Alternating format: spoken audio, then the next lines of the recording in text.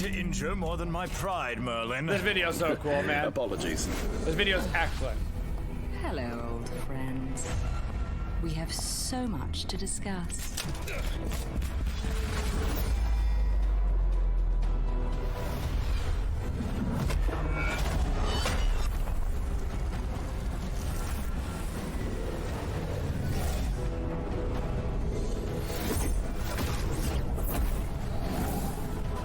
Dude, I'd be down for a Smite anime, man. Foolish For sure. Dragon. Do you still trust your demonic advisor? His wicked magic led to Camelot's fall.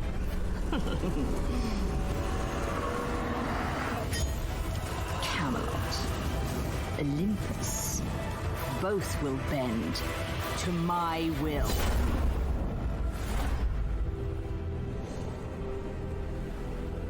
Like, the Dota anime was fun. I'd be so down for a Smite And there one, you have too. it. Morgan Le Fay is coming to Smite, God! and I have Clumsy not been and on this show Ajax! for a very They're long time. pulling a but Freaky you two gentlemen Friday have, that's for situation! sure. I'm Oh, joined by, God! of course, Clumsy and AJ, otherwise known as AJ and Clumsy. Ignore the lower thirds. It's a bit of a meme, I guess. At this point, right. how are you two doing today, by the way? Doing all right, best we can. Yeah. You know? Best we can. Maybe not the best question. I'm doing a great job on this today. I guarantee it's more of a classic throwback for the most part. But anyway, Morgan Le Fay's come to the game now. I've been excited for it because obviously, you know, the Arthurian sort of pantheon. It's been kind of interesting when we did King Arthur and Merlin too. So tell us a little bit about, first of all, I would say, about like what is the, you know, the lore that we're kind of aiming for, I guess, or the backstory that Morgan Le Fay is going to have coming to Smite. Yeah, Morgan Le Fay, a highly anticipated goddess. The Arthurian pantheon, a very successful pantheon now. One that, you know, a lot of players were a little on the fence with us adding to the game, and since we've added it, we've had non-stop requests to do more. Morgan was a standout amongst the suggestions, so we've been planning on her for quite a while. Morgan Le Fay is a magical character and generally a villainous one, although there are a lot of different portrayals of her across her mythology. Interestingly enough, she has some origins in early Welsh mythology, where she was more of a queen of Avalon, more of a healer, potentially part of the Fae or fairies, as they're often described as. But as the Arthurian legend developed and progressed a little further into the future, and we were still talking like the 1600s or something here right now, but you know, future relatively, she started to become more of a darker and more political character and have some more themes of intrigue and betrayal and misleading people, both through her magic and just through her skills of conversation. And that's been the really common depiction you see of her in modern fantasy. That's what we think the players would recognize Morgan Le Fay as. So we focused on that for the kit, although of course with a few high-res artistic twists thrown into the mix, and you can read more about that in the closer look blog post. Definitely check that blog post out. We're seeing a bit more of a dark magic feel to her and a little bit more, but still the royalty and power that she kind of, you know, showed. Is that kind of what we're aiming for here? Exactly. Awesome.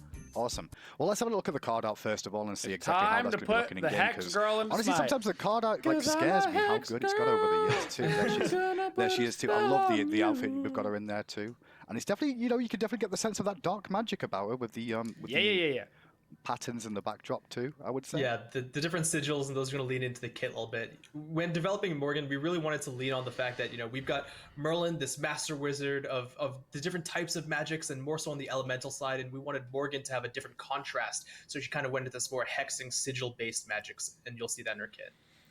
I think her magic is specifically called mind, body, and soul. Are you expecting then to see her and played? soul I mean, there's been a bit of magic, talk. She is a mage, is that what I believe? Is that correct? Yeah, she's a mage, and you know, there's some talks about people looking for a magical assassin and seeing her dress and her armored approach, but really we wanted her to show her imposing presence on the battlefield. We gave her that crown, we gave her the kind of chainmail skirt, but she's going to be a traditional artillery kind of mage, and we'll see that in her kit too. I'm excited. I really don't know much about her, Clumsy, so you're going to really have to walk me through this, you know, OG one where I'm like, wait, can you do this with her? And you could be like, yeah, probably. It'll be exciting. Well, I guess we should be ready to go into game then and start getting our first little look at exactly how she's going to be in the world of Smite. And there she is with the turnaround as well. Just having a little look close up. Oh, that sword just glowing away. Is that all magical too? That sword is going to be behind her, floating. The sword's literally floating right there, but she will be utilizing it in hands for her basic attacks. And I believe there is a voice line over as well that we can hear a little bit of what she's going to sound like. I was driven away from Camelot and banished, but my return is imminent. All will learn to respect and revere Morgan Le Fay. Yeah, I think you did pretty well with that, honestly, boys. Honestly, So like, well executed that voice it actress. sounds really good. Yeah, So happy fantastic with it. voice work. Yeah, it really does sound like Morgan Le Fay would be, and what a lot of people would have expected it to be too. Okay, well with that then, shall we go in game? Do you want to? Yeah, as we get into this kit, Is it you know, time? we're gonna kick off by showing you a variety of things, but really you can see here in her stance, in her facial expression, the animation team has gone above and beyond on this one. I think I even mentioned this in the blog post. I mentioned she had a unique anim set, which that probably glossed over a lot of people's minds. That's just like, okay, so the goddess does like, you know, looks cool or does something, right? They don't really know what that means. But really what we have is a really unique treatment around this sword that is floating magically behind her, but then also like warps to her hands at the you know, at the snap of her fingers to be utilized for a variety of different spells and abilities, and to just as quickly be released into the air and like retain its back to its spot in its kind of invisible sheath. And along with that, you have a lot of the attitude, as you can see. You're as we talking to me about Ajax, but you can show me. I'm a visual learner. Scowl, but she's still beautiful and regal. She doesn't look angry or violent, but you can tell, like, I don't know, you're intimidated. You know, you can feel it. Oh, for sure. I mean, anyone with a floating sword, you're going to be intimidated by. But Ponpon's joining us now. Good to see you again, Pon. I hope you got better at doing this job. We'll find out. How about we start off with? I think the fans really do like. First it, of all, right? those auto attacks are sick. Kit, right? Already. Do it all. All right, Pon. Let's go. Come on, get it right. A spell most sinister. Embrace the burning shroud. Taste the wicked blade. Face the wrath of assault. I don't know what's happening, but I feel like I just saw a lot of abilities get used. Goodbye, Odin. Bye. Odin's scared. He's gonna run away. There we go. She's got Ron dragons. is such a good driver. He knows how to. He knew exactly what to do there. Yeah. That was fantastic. Thank you very much, Pun.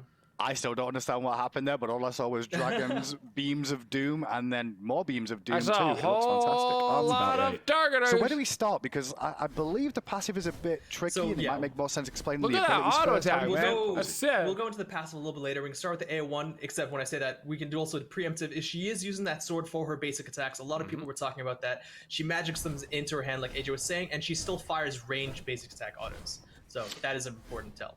Gotcha. Because it's always been interesting, because mainly mages have been like ranged to an extent, and that's always an interesting tell on that one. So I guess we start off with the first ability then. Sigil Mastery, I believe it's what it's called. Why don't we walk you through exactly what this Sigil does? Mastery. Well, I promised you on Tiamat we're not going to have 20 abilities. We've still got one that turns into 3, although they kind of still do the same thing, so bear with me. Once you press it, you can see this double circle targeter, and you can press 1, 2, or 3, or the respective keybinds on your controllers, and they switch to different variants. They all kind of do the same beginning, though. So we see a crashing sword in the inner circle, and then a sigil marked on the ground for the second outer circle, although it's technically the full circle.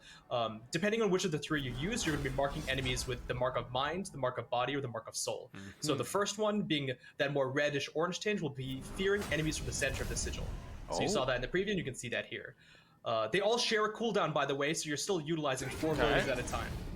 The second one would be the mark of body, and that's going to be creating a slowing field that lasts for about 4 seconds.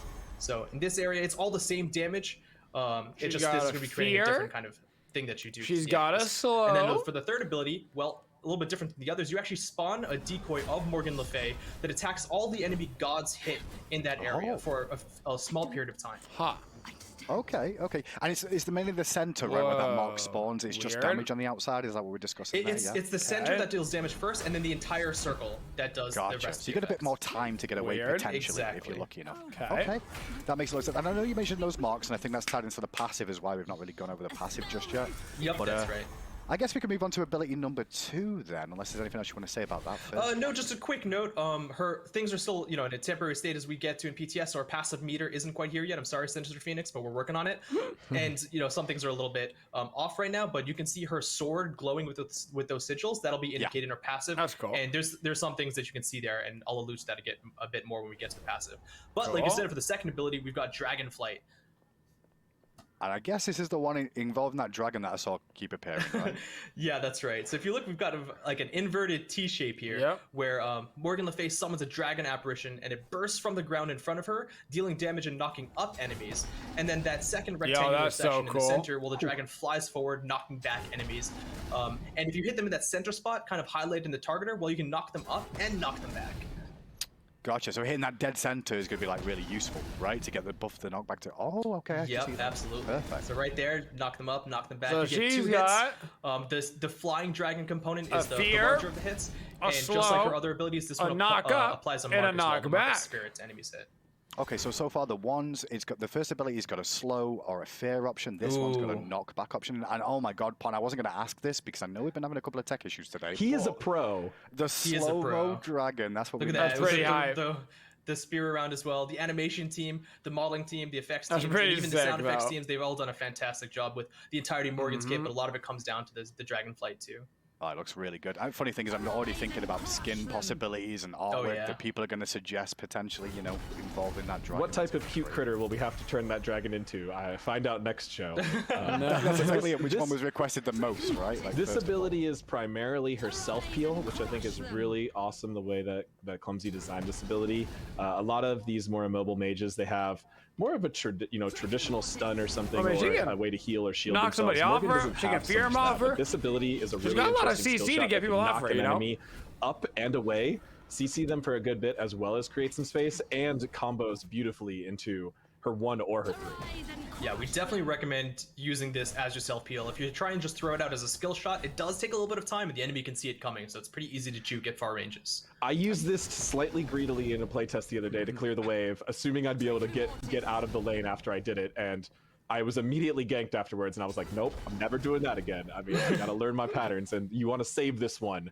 This is the one you want to use in case of emergency. And for junglers out there, although we can talk about this at the end, if you're diving on top of her, that's the one that you beat, and then you're going to be in a good spot to go gank her afterwards. Or you can Has also to work. position around it. You know, our junglers learned to play against it. We definitely had people, feather stepping over it, and Lermy right. was dancing circles around me. So you can definitely play around it. But it's a really cool interaction between that self peel situation that mages often find themselves in. So I know we've been discussing a lot of the fact she's got self-peel, and the way you guys have been alluding to, clearly from what we saw of the kit overall, she doesn't have much of an escape or a movement ability in her kit to an extent, but she does it on the 3rd ability, right? On She the has Shroud of the- Wildfire. Little bit here. Exactly. She has the tiniest bit here. So Shroud of Wildfire is probably the most simple in terms of its presentation. It's a line with a circle AoE that you've seen multiple times, hitting and stopping on enemy gods with passing through minions and stopping on walls.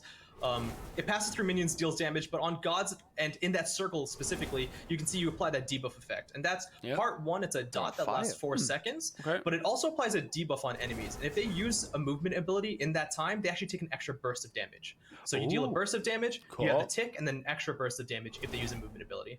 It would count as any ability that would be blocked by a cripple. So That's right. dashes or leaps There would you not go. necessarily trigger off of Yeah. movement speed Interesting. increases, but dashes or leaps are going to take extra damage here. And as you might be noticing, kinda this is cool. also was featured in the cinematic trailer. The trailer team did a fantastic job of the making fireballs, Morgan's So abilities any really ability that would accurate to stop the by a in-game depiction. cripple, So you'll Arthur take was damage struck from. by Interesting. her ability Alright. 1, the fear version. So that's why Arthur was seeing his home burning in his mind. That was fearing him. And now we're seeing here the triple fireball that she hurls back at Merlin on her ability Alright. 3. Yeah, we didn't. I saw a lot of speculation. There was no Dragonflight in the cinematic, but you did get a great glimpse of all of her abilities, including her ultimate. Well, we'll get to the ultimate in a second. I just want to ask about that 3rd ability real quick, just a It's- bit more, right? that's This is right. it's a dot that's going to apply, but also she gets a bit of a movement speed boost as well. Is that absolutely. You caught the last thing is that Alright. just for using the ability, 16 to not even for 24. hitting, you do get a movement speed buff as well. So you can just, awesome. as you're trying to flee for your life, Pon was chasing me down in a playtest the other day. I tried to turn and throw this at him. I really didn't need to, though. I could just keep running straight forward, just fire the ability just to get a little bit of Okay. movement speed. Might have been enough to get me away. I don't know. Pon probably would have got me anyway, but that is a thing you could do. And you can Alright. also, this is the ability you can kind of just fire as you're leaving base. I see, just to get that extra It movement speed certainly out of gives base and ya- start Yeah. running down the At lane. least it's Yeah, something. Which makes always sense feels to good. me. I Okay. love when gods have ability you can Having just fire out some of base sort of, safely and just getaway get a little is advantage. good. So there is So- one extra thing I saw with that too, right? Which is something to do There- with like if you keep basic attacking. If you do that, yep, that's right. That's the I'm smallest sorry, I'm ahead last of new you. one. No, you're absolutely. It's good to not miss anything. If you apply that debuff onto enemies, and if you basic attack them while the debuff is on them, you can actually prolong it for a longer duration, stopping the enemies from wanting to leap, and also dealing more damage with that dot effect. Yeah, I mean in a way then that's really good for like if you're trying to peel for your team a little Okay. bit too of an engagement coming in. Like if you've got That is three of them, super you cool and super unique. Okay. can- Yeah, it's a really cool idea. Actually. I love the idea. Interesting. So extend it a little bit longer, and also keep the dot applied so it makes him not want to use very, any sort of very similar to the skills. Gilgamesh one for sure. So between the three, the de-incentivize of enemy movements, the Dragonflight knockback, and even the fear and slow deployables, she has enough answers for when people get nearby or to be helpful in team fights that we're pretty excited to see what people do. And I think one thing we've been discussing so far is, like, we've not mentioned the passive yet, but you can start to see these marks. They're a bit more obvious now that every ability seems to apply some sort of different mark availability. That's is it best to right. discuss that now, or is it? Should we show the ult? We can first? absolutely. We can talk about that now because it also leads into the ulti. And I don't know if I mentioned, but the third ability, Shroud of Wildfire, does apply a mark of matter. So we've got mark of mind, body, soul, spirit, and matter. Her 5 sigils she applies on enemies. Her 5 marks. Sigils. So going back to talk about the passive, that one is the Empowered Blade, and it has 2 kind of purposes. It does 2 different things. So like we said, on every ability that you hit on an enemy, 2 things happen. One, they are marked with that sigil effect that you can see above their health bar. And 2, she gains a symbol on her sword. The marks on enemies are temporary. They only last about 30 seconds. The symbols on your sword, they are permanent until, well, we'll get to the ultimate in a second. The marks on enemies are purely for the ultimate. Her passive component is those symbols on her sword, which gives her magical power per level. And then once you get all 5, you actually get a burst of 10 seconds of the empowered buff, doubling her magical power from that buff specifically, not just her entire magical power pool. So you can and also get reducing the ultimate cooldown by 10 seconds. Oh, you scared me then for a second. When double power. Wait, what? But double power. So you can get 100. Exactly. You can get up to 100 magical power, which is good. And you can have a lot of different ways you can play with this passive. You can try to maintain the power. You can go for this power spikes of connecting all 5 sigils together. And that's just her passive, but it also includes those marks on opponents, which have a connection to the ulti. Yeah, all of her abilities do damage. Once we get to the ulti, we can talk about that. I think we're pretty much at it. Well, that's good news. I mean, I will say, it feels like already, like, there's some depth to this character overall. A lot of damage potential. Depth there, but also at a base level, it's very simplistic to understand, which is a good thing too, But then there's extra levels of depth. Well, come on then. Those marks also display only to Morgan Le Fay, correct? Oh. That's right. It's like Circuit Poisons or Baron Hysteria. You only the Morgan Le Fay sees those marks. Enemies will actually see a new tech that the programming team have put in, where it's a single debuff that has stacks instead of littering their debuff bar with 5 different ones. So they will still know if they're being if those marks are on them. Well, that's nice. Gotcha. So you'll know, like, if you've got 3 stacks of some of the passive. Right, okay, that makes sense then. Because you don't want to turn around and go, I think I've got 1, Like, if you know you've got 4 or 5, you can try and stay away or play the fight a little bit differently. All right, then. On to the ultimate. Consuming power. That makes so much sense for a character called Morgan Le Fay. Yep, absolutely. So consuming power has 2 different moments in it. First is this long-range cone that deals absolutely nothing unless there's an enemy marked in its vicinity.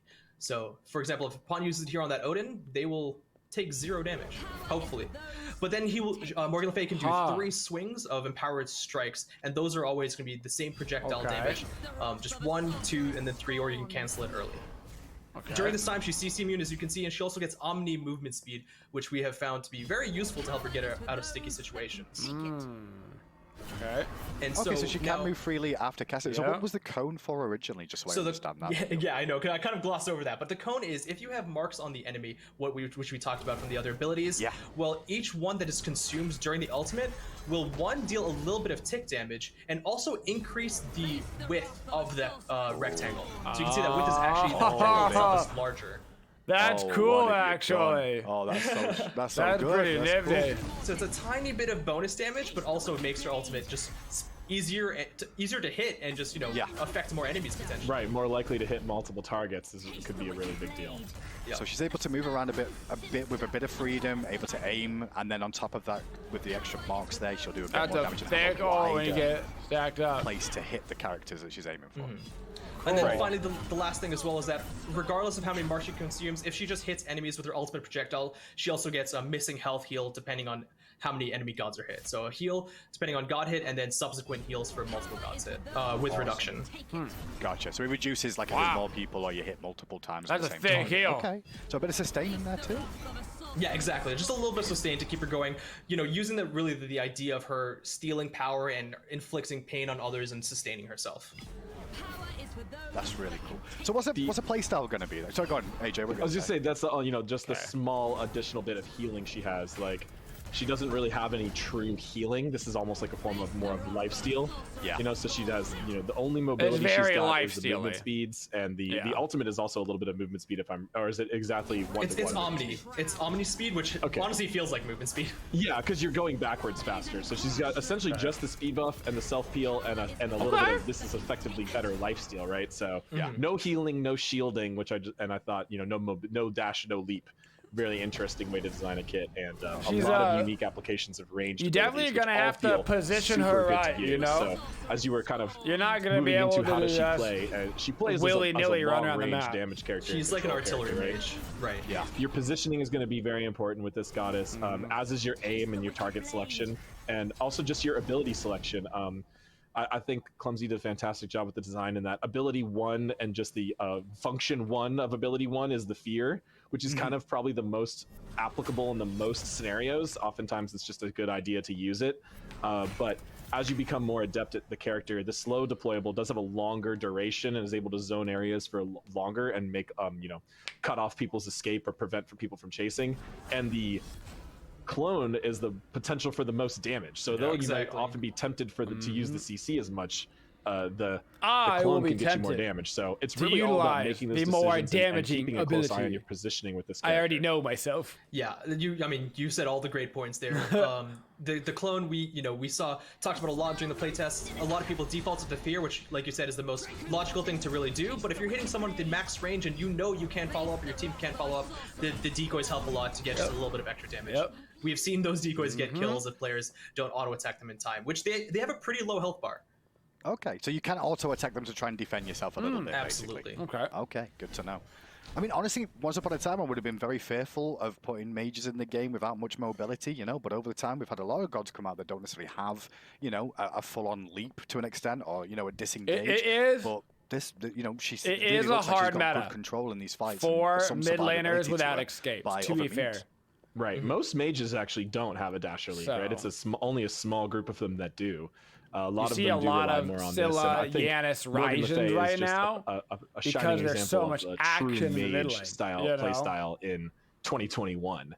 And she's definitely not helpless, you know. If you she's not a free gank. There are probably other mages that suffer from that still, that, you know, we're always looking into. Double check the patch notes, you might find a little Easter egg about that. But Morgan Le Fay has a lot of ways to defend herself and a lot of ways to influence a fight, and the character just feels great to play. I think honestly the timings and the effects and audio and animation like and art she's teams, gonna feel you know, good to working play. together with the design You know? team, this is one that just came together really Doesn't beautifully. feel too Yeah, and shout out to complicated. the design team too. Not This is overly absolutely complicated, fabulous. but, It's like, really good. enough Do to we wanna like move on to reward recolors you and from masteries learning some now, or is there combos, you something know? more that I need to know? I think we covered all Doesn't parts seem of like it. there's a lot of I just wanted to make sure, you know, clunkiness if there's anything we missed potential, or you know? something. Happy for that as well. Ability You know, goes we can out, just ability tack on ability another hits 10 kind of abilities. thing. Right, there's We very don't do that anyway, do we?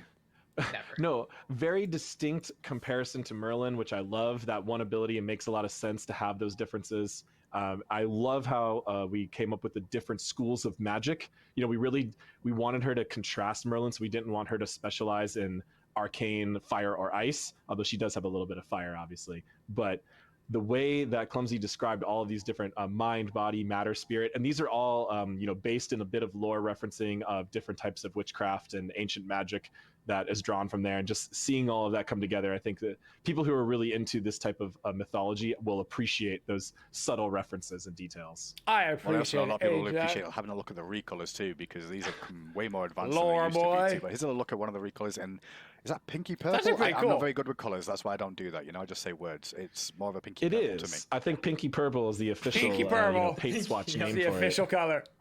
That's She's what also I'm got saying. blonde hair, The blonde hair is very which is cool. a big change. Pinky purple.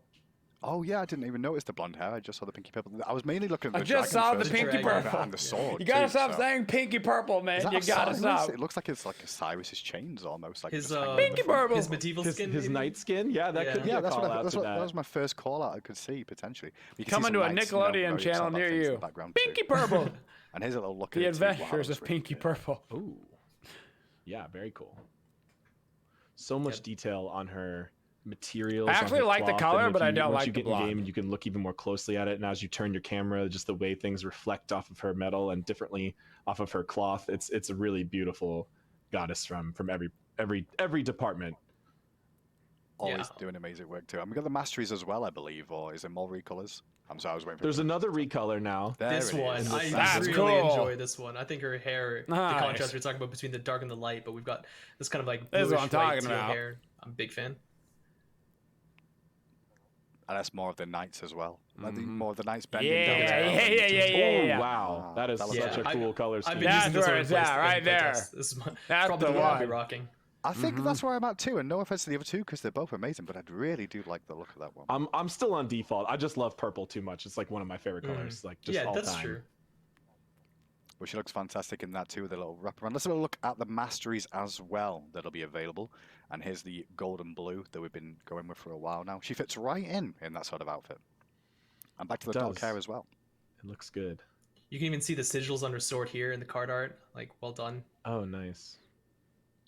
How are we getting so many skins done for one character so quick? This is ridiculous. Like I'm just so surprised by how quickly like we get to put this sort of stuff together. We're these working days. hard, Hindu man. We've also got a lot Her of legendary It's about skin time, could AJ. be It's sick. about pipeline, our team. She could look and good just, in that like, black and you know, yellow. Black a and whole yellow, lot of black things and yellow. happening over here on the dev To be side. fair, everybody looks good. and No, a diamond as don't well. skip my legendary.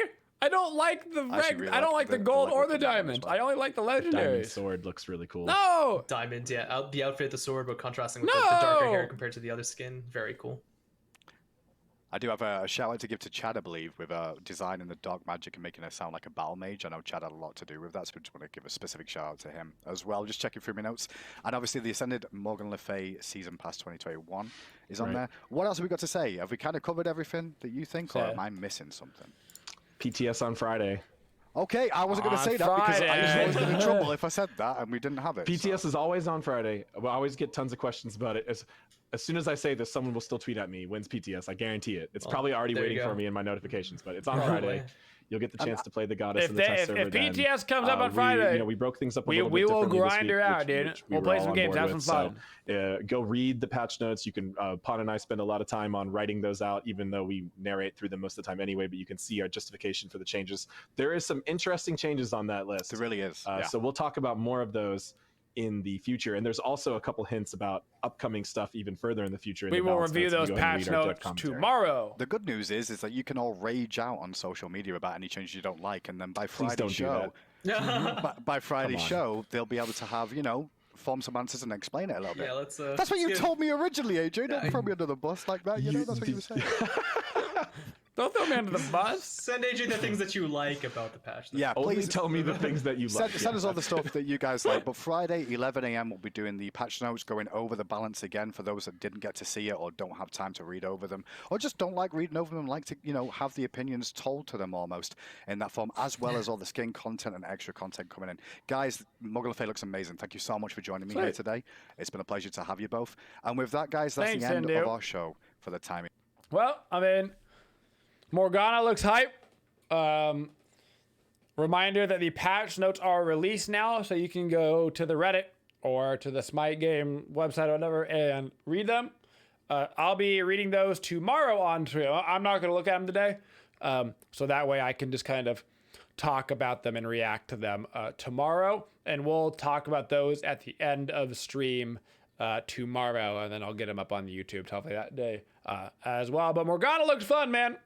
She looks fun. Doesn't look too complicated. Looks like medium difficulty. The hardest thing about her is simply going to be positioning yourself correctly so you don't get, 4-man party ganked in the mid lane at the 7-minute marker.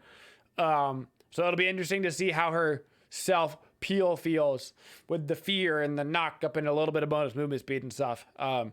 See if that's going to cut it for her in the mid lane right now. I think it probably will. I think she'll be able to get away with it. So if the PTS comes up on Friday in time for us, then we'll make sure to go check her out on the PTS as well, so we can get kind of our first thoughts in, and that will be